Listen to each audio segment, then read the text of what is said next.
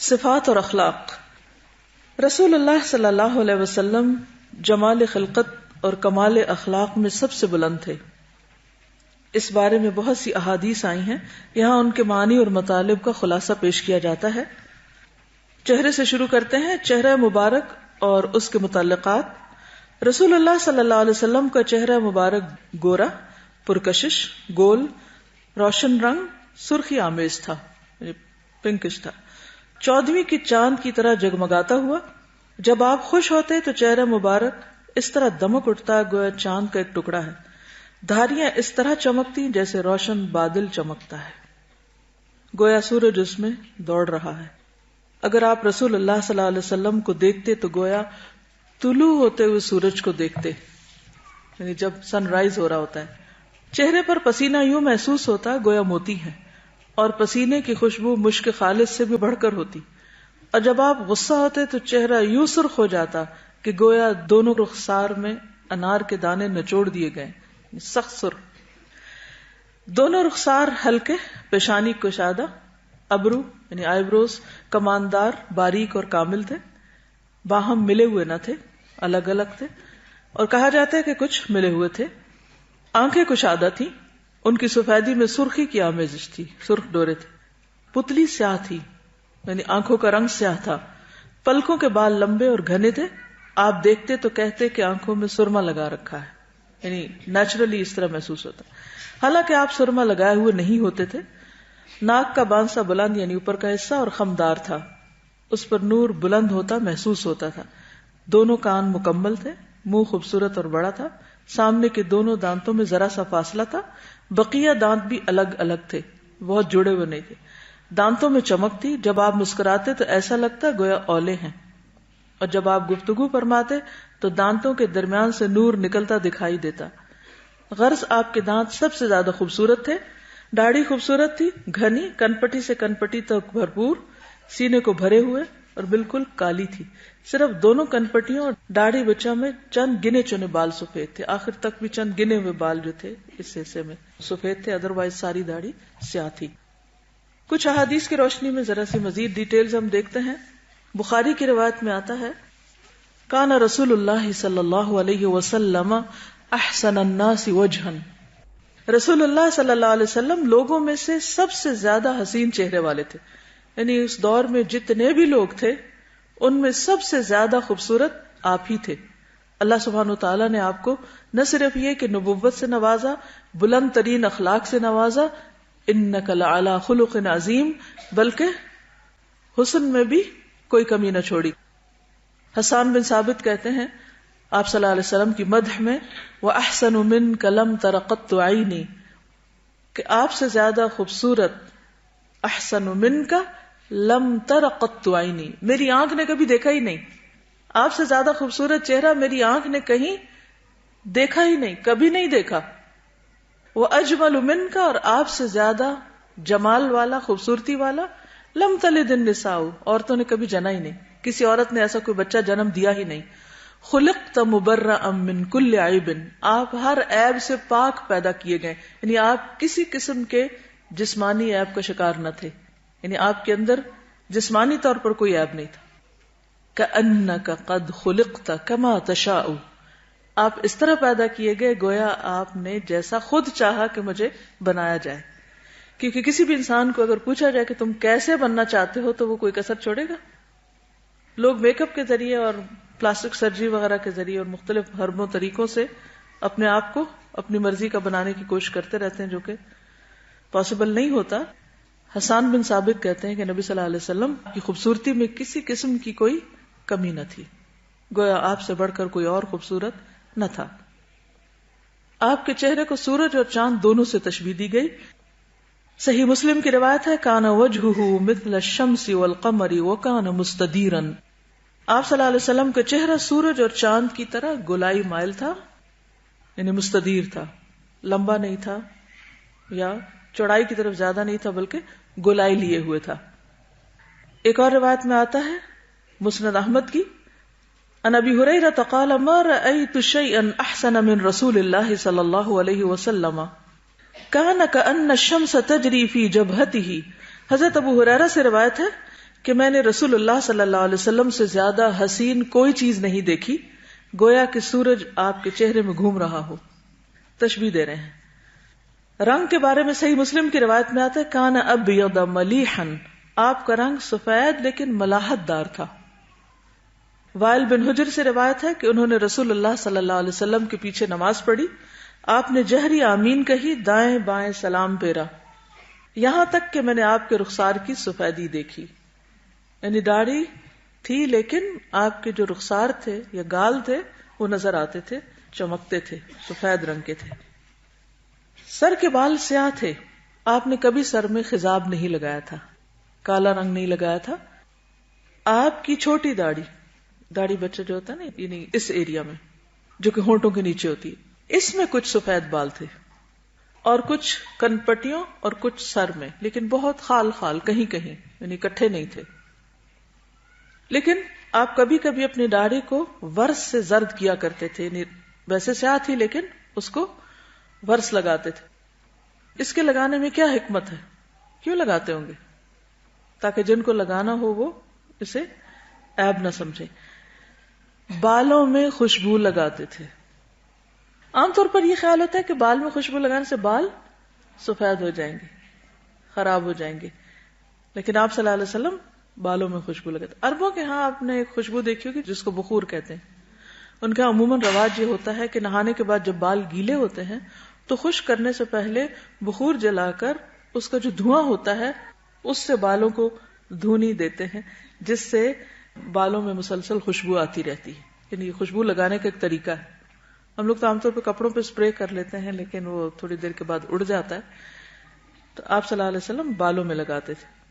ربیہ فرماتے ہیں میں نے آپ کے بالوں میں ایک بال دیکھا تو وہ سرخ تھا. راوی کہتے ہیں میں نے دریافت کیا یہ بال سرخ کیوں تھا؟ کہا گیا کہ خوشبو سے سرخ ہو گئے، یعنی خوشبو کا رنگ تھا جو لگانے سے وہ اس میں سٹریک آ گئی. اعضاء اور اطراف، آپ کے اعضاء، لمس اور سائڈ. سر، گردن اور بال. سر متوازن انداز میں بڑا اور گردن نہایت خوبصورت اور لمبی تھی. بال دونوں کانوں کے نصف یا لو تک ہوا کرتے تھے، یعنی یہاں تک، اور کبھی کبھی اس سے نیچے بھی، اور کبھی دونوں کندھوں کو چھوتے بھی تھے، یعنی اس سے بھی لمبے ہوتے تھے. چند بال پیشانی کے بھی سفید تھے، مگر اتنے کم کہ سر اور داڑھی ملا کر کل 20 بال بھی سفید نہ تھے. یہ یاد رکھیے کہ 20 بال تک بھی سفید نہ تھے، کیونکہ بعض اوقات لوگ کہتے ہیں ہم نے خواب میں آپ کو دیکھا. پوچھتے کیا دیکھا؟ سفید داڑھی تھی اور سفید رنگ تھا. بھئی یہ حضور صلی اللہ علیہ وسلم نہیں تھے، کیونکہ آخر تک بھی آپ کے 20 سے زیادہ سفید بال نہیں تھے جو مختلف جگہوں پر تھے. سر کے بال ذرا ذرا سے گھنگریالے تھے. آپ ناغے سے سر اور داڑھی میں کنگھی فرماتے اور سر کے درمیان سے مانگ نکالتے، سینٹر سے. اعضاء اور اطراف، ہڈیوں کے سرے مثلاً کوہنیاں، کندھے اور گھٹنے بڑے بڑے تھے. کلائیاں بڑی بڑی اور ان کے جوڑ لمبے تھے. ہتھیلیاں اور قدم کشادہ تھے. تلوا گہرا نہیں تھا. تلوا کیا ہوتا ہے؟ جی، یعنی اس میں آرچ زیادہ نہیں تھی. دونوں ہاتھ حریر اور دیباج سے زیادہ نرم، بہت سافٹ، برف سے زیادہ ٹھنڈے، یعنی آپ کے ہاتھ ٹھنڈے رہتے تھے، اور مشک سے زیادہ خوشبودار تھے. کوہنی سے اوپر اور نیچے دونوں بازو اور اطراف بھاری بھرکم تھے، یعنی یہ جگہ ذرا ہیوی تھی. ایڑیاں اور پنڈلیاں ہلکی تھیں. دونوں کندھوں کے درمیان دوری تھی، چوڑے تھے یعنی کندھے. اطراف لمبے، سینہ کشادہ اور بالوں سے خالی تھا. صرف لبے سے ناف تک بالوں کی ایک لکیر تھی، یعنی کہ اوپر سے نیچے تک بیچ میں چھوٹی سی لائن تھی. اس کے علاوہ شکم اور سینے پر بال نہیں تھے. کندھے اور اس سے متصل بازو پر البتہ بال تھے، کندھے اور بازو کی طرف تھے. سینہ اور شکم برابر تھے، نہیں اوپر نیچے سے ایک تھے، اسٹریٹ، آگے نہیں تھا پیٹ بڑا ہوا. بغل کا رنگ مٹیالہ تھا اور پیٹھ ایسی تھی گویا ڈھلی ہوئی چاندی، یعنی سفید. صحیح بخاری کی روایت میں آتا ہے کان النبی صلی اللہ علیہ وسلم ضخم الیدین لم ار بعدہ مثلہ. نبی صلی اللہ علیہ وسلم کے دونوں ہاتھ اس طرح گوشت سے بھرے ہوئے تھے کہ آپ کے بعد میں نے کسی کا ہاتھ اس طرح کا نہیں دیکھا. یعنی ہیوی تھے ہاتھ، پتلے نہیں تھے، سوکھے نہیں تھے، یا ہڈیاں نہیں نظر آتی تھی، بلکہ کیا تھا؟ مضبوط ہاتھ تھے، بھاری ہاتھ تھے. ضخم الیدین کان دلیع الفم اشکل العینین. نبی صلی اللہ علیہ وسلم فراخ دہن تھے، یعنی آپ کے منہ کا جو دہانہ تھا وہ کھلا تھا. آپ کی آنکھوں کی سفیدی میں سرخ ڈورے پڑے ہوئے تھے، یعنی آنکھوں میں جو سفید حصہ ہے اس میں سرخ سرخ لائنیں نظر آتی تھی. اب تصویر بناتے جائیں اپنے ذہن میں، کاغذ پہ نہیں. مسند احمد کی روایت میں ہے رسول اللہ صلی اللہ علیہ وسلم کا سر مبارک بڑا، آنکھیں موٹی، پلکیں لمبی، آنکھوں میں سرخی کے ڈورے، گھنی داڑھی، کھلتا ہوا رنگ اور ہاتھ پاؤں بھرے ہوئے تھے، بھرے بھرے تھے. خوبصورت جسم والے تھے، اس قدر صاف شفاف گویا کہ چاندی سے آپ کا بدن مبارک ڈھالا گیا. یعنی صفائی اور پاکیزگی کا خاص طور پر ذکر ہے. اوپر داغ دھبے وہ نشان وشان نہیں تھے. قد و قامت اور جسم، آپ کا قد خوبصورت، قامت معتدل اور پیکر سیدھا تھا. جتنی کتابوں کا مطالعہ کریں پھر سب کو سامنے رکھ کر اگر نچوڑ نکالا جائے تو ہر چیز میں آپ کے اعتدال تھا. جیسے قد میں اعتدال تھا، اسی طرح چہرے پر یعنی لمبائی چوڑائی، ہر اعتبار سے ہر چیز میں جو غالب چیز تھی وہ اعتدال تھی. یعنی کوئی چیز بھی ایکسٹریم کی طرف نہیں جاتی تھی، اور ہر چیز کے حسن میں جو بنیادی چیز ہے وہ اعتدال ہی ہے. پیکر سیدھا تھا، یعنی آپ سیدھے فارم اسٹریٹ تھے، یعنی یوں کندھے جھکا کے نہیں. نہ آپ ناٹے تھے نہ لمبے تڑنگے. ناٹے میں تو چھوٹے قد کے نہیں تھے اور بہت ٹال بھی نہیں تھے، لیکن طول سے قریب تر تھے، یعنی نچلی طرف سے زیادہ اوپر کی طرف یعنی قد نکلتا تھا. چنانچہ کوئی شخص جو لمبائی کی طرف منسوب ہوتا وہ آپ کے ساتھ چلتا تو آپ ہی اس سے لمبے ہوتے تھے.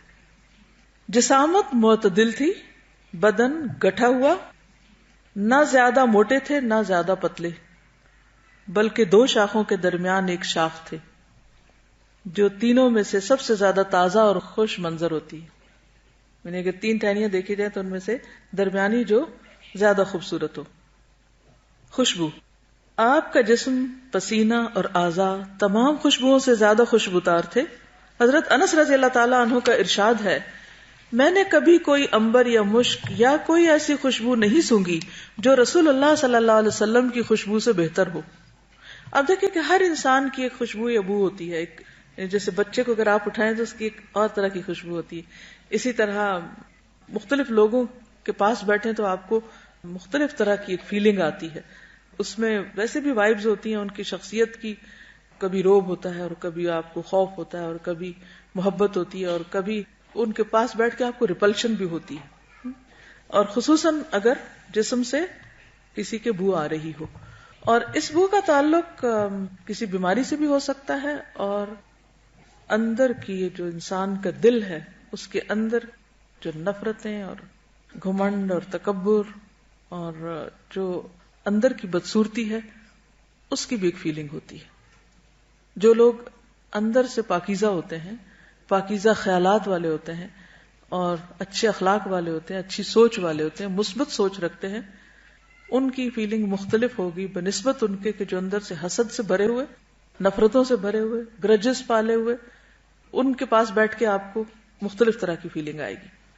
تو ہر انسان کی ایک جسمانی کیفیت کا اثر دوسرے پر ضرور پڑتا ہے، اور اس بارے میں ہر ایک کو کانشیس بھی ہونا چاہیے کہ کہیں ہمارے منہ کی بو سے یا ہمارے جسمانی بو سے کسی دوسرے کو اذیت تو نہیں ہو رہی. بہت سے لوگوں کے ریلیشن شپ اس بنا پر بھی خراب ہوتے ہیں. تو ہمیں اپنی ذات سے بھی دوسروں کے لیے باعث اذیت نہیں بننا چاہیے. حضرت جابر کہتے ہیں آپ صلی اللہ علیہ وسلم کسی راستے سے تشریف لے جاتے اور آپ کے بعد کوئی اور گزرتا تو آپ صلی اللہ علیہ وسلم کی خوشبو کی وجہ سے ضرور جان جاتا کہ آپ یہاں سے گزرے ہیں.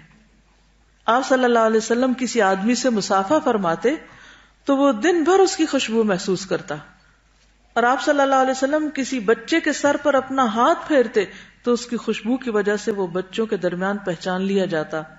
حضرت ام سلیم رضی اللہ تعالی عنہا نے آپ کا پسینہ ایک شیشی میں محفوظ کر رکھا تھا، اسے خوشبو میں ڈالتی تھی کیونکہ وہ سب سے عمدہ خوشبو تھی.